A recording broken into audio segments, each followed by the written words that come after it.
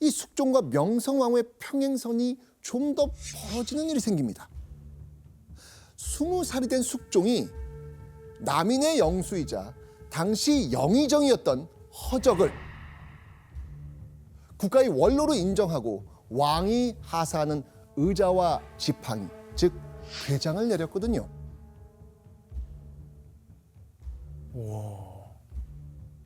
이 명성황후 어머니의 그 매서운 시선이 느껴졌을 텐데도 숙종은 뭐 계속해서 남인들에게 힘을 지금 실어주고 있는 겁니다. 허적은요, 이 기쁨과 감사를 표현하기 위해 곧장 잔치를 벌입니다. 아이고, 그런데 하필이면 이 자칫날에 후두둑 이게 비가 쏟아지기 시작하는 거예요. 그러자 날씨로 인해서 남인계 원로 대신의 잔치에 지장이 있을까 걱정한 숙종은요, 내관을 시켜서 특별히 허적에게 왕실용 비마기를 가져다 주라고 명합니다. 그런데 돌아온 내관의 보고에 숙종은 뭐라 버럭 화를 내게 됩니다. 여기서 문제. 숙종을 화나게 한 남인 허적의 행동은 무엇이었을까요? 정답. 비를 막으라고 그런 거 있어요. 가끔 어떤 좋은 물건을 배려를 해서 빌려줬는데 그럼 이게 잘 써야 되잖아요. 근데 지나가다 봤는데 비를 가리라고 줬는데 그걸 막 장판으로 쓰고 있어요. 식탁보로 쓰고 있어. 이거 봐라. 오호. 아하, 이 사람이 날 이렇게 생각하나? 기분 나쁜 거죠. 오다. 정답. 정답. 자, 이제 숙종이 어. 이제 배려해줬잖아요. 네. 그 가져가서 허적한테 줘라. 네. 딱 그 사람이 갔다가 다시 왕한테 오더니 아니 허적이 이미 가져갔는데요? 오. 맞나 보다. 정답. 와. 야. 아니, 그러니까 빌려주기 전에 스스로 먼저. 아니 허적이 이미 가져갔는데요? 야, 이런 거 되게 기분 나빠. 와, 되게 기분 이거는 나빠요. 진짜 너무한다. 숙종을 화나게 한 남인 허적의 행동, 허락도 없이 이미 왕실용 비마기를 가져갔다는 겁니다. 신하를 위한 배려가 능멸로 되돌아온 상황이었습니다. 근데 이게 더 기분 나쁜 게 숙종은 줄 마음이 있었어. 그렇지. 맞아. 안 물어보고 그냥 친하니까 가져가야지 하는 거는 이거는 능멸하는 걸로 받아들일 수도 있을 것 같아.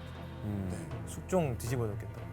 숙종은요, 이때 끓어오르는 분노를 참으며 내관에게 괘씸한 자들이 벌이고 있는 잔치의 동정을 살피고 오라고 다시 명령합니다. 자, 그런데 돌아온 내관의 보고를 듣고 숙종은 결국 치밀어 오르는 화를 참을 수가 없었습니다. 남인들이 잔뜩 모여 잔치가 떠들썩합니다. 무엇보다 허적의 서자 허견이 모아들인 무사가 많았습니다. 무사가 많다. 무사? 정말 저 같으면요 진짜 폭발했을 것 같아요. 폭발 안 했겠어? 완전 폭발하지. 완전 폭발이죠. 예. 폭발하잖아요. 내 엄마를 어떻게 보면 버리면서까지 너희들한테 배려를 이렇게 많이 해줬잖아요. 니네 모였어? 무사들 아까 얘기한 대로 무사들이 모였어? 니네 무슨 꿍꿍이야? 그리고 즐거워해? 니들? 내가 니들을 가만 안 둘 거야. 그렇죠. 분노의 배신감까지 더한 숙종은요, 곧장 남인을 갈아치우기로 결심합니다. 먼저 영의정, 남인 허적, 파면, 그리고 그 자리에 서인으로 대체했고요. 훈련대장을 맡고 있는 남인의 병권 역시 서인에게 넘깁니다. 이때 이 남인들을 축출하고 서인을 불러들인 이 사건, 경신년에 남인이 대거 축출된 사건, 경신환국입니다. 숙종 시대를 일컬어 보통 환국 정치라고 많이 표현하잖아요. 그중 최초의 환국이 바로 이 경신환국인데 이게 바로 이때 일어난 겁니다. 연구관님, 그 우연 이야기에는 너무 딱딱 맞아떨어지는데 타이밍 너무 잘 맞는 게 좀 짜진 게 아닐까요? 네, 현종 말기 영의정을 맡게 된 허적은 숙종 초기 자연스럽게 정계의 일인자로 떠올랐습니다. 허적의 권한은 날이 갈수록 커졌고 그에 따라 남인들의 세력도 함께 강해졌습니다. 재위 6년 차 20살의 장성한 왕이 된 숙종은 왕권 강화를 위해 허적의 세력을 줄여야 한다고 판단하고 판을 짰던 걸로 보입니다. 이제 더 이상 숙종은 5년 전 어린 왕이 아니었습니다. 맞아. 숙종은요, 어머니 밑에서 정치적 기술과 감각을 갈고 닦으면서 성장을 해왔거든요. 확실히 배운 것 같아. 그렇죠. 그리고 약 한 달 뒤인 1680년 4월, 앞서 명성황후는 이 삼복 형제가 숙종의 왕위를 위협하지 않을까 노심초사했었습니다. 그런데 명성황후가 걱정했던 대로 삼복 형제 중 하나인 이 복선군이 역심을 품었다는 고변이 드디어 올라온 겁니다. 복선군은 삼복 형제 중 그 홍수의 변에 연루되지 않았던 한 사람이죠. 연루된 또 다른 한 인물, 허견은요, 앞서 경친환국의 빌미를 만들었던 남인 허적의 서자입니다. 허견이 말하기를 주상의 춘추가 젊으신데 몸이 자주 편찮으시고 또 세자가 없으니 만약 불행한 일이 있으면 대감이 임금 자리를 면하려 해도 될 수가 없을 것입니다. 라고 하니 복선군이 대답이 없었습니다. 그러니까 만약 주상이 잘못된다면 대감이 임금이 될 수밖에 없습니다.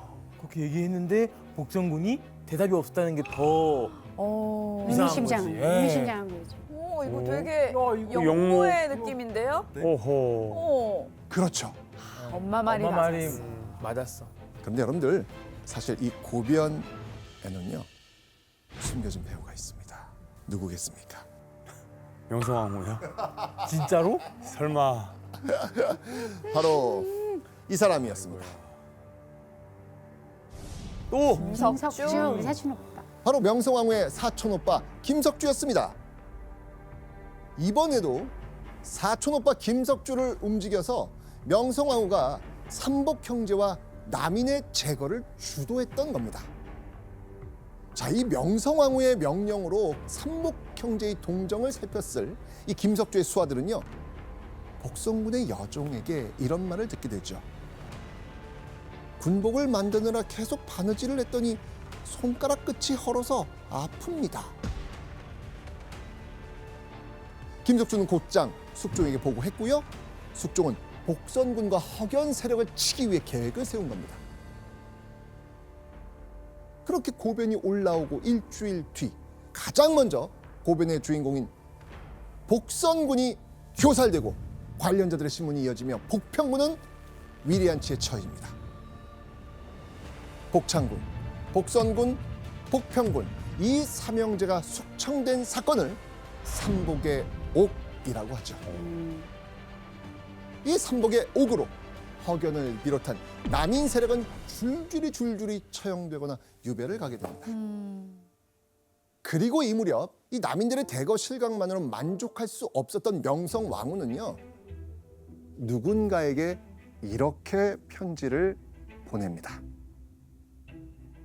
나이 어린 주상으로서 온갖 기물을 혼자 담당하여 애쓰는 모습은 참으로 민망하고 염려가 되어 이럴 때 경과 같은 유학자의 종주로 중망을 받고 있으며 여러 조정의 은혜를 받은 자가 어찌 떠나가려고 결심하시오. 자, 그렇다면 이 편지를 받은 인물은 대체 누구였을까요? 조선 후기 정치계의 거물이자 서인 산당을 이끄는 인물, 바로 송시열이었습니다. 명성황후는요, 2차 예속 논쟁 당시 정치적 공세에 밀려 6년간 조정을 떠나 있던 송시열에게 이제 돌아오시지요 라는 편지를 보낸 겁니다. 왜 그러지? 송시열 입장에서도요, 이 명성황후의 부름을 거절할 이유가 있다 없다. 전혀 없다. 없죠. 오히려 기분 너무 좋아요. 그렇죠. 그렇죠. 자, 이러면서요, 명성황후의 가문과 송시열 세력은 이제 하나의 서인으로 똘똘 뭉치게 됩니다. 그리고 송시열은 이런 서인의 정치적 연대를 이룬 명성황후를 향해서 이렇게 말합니다.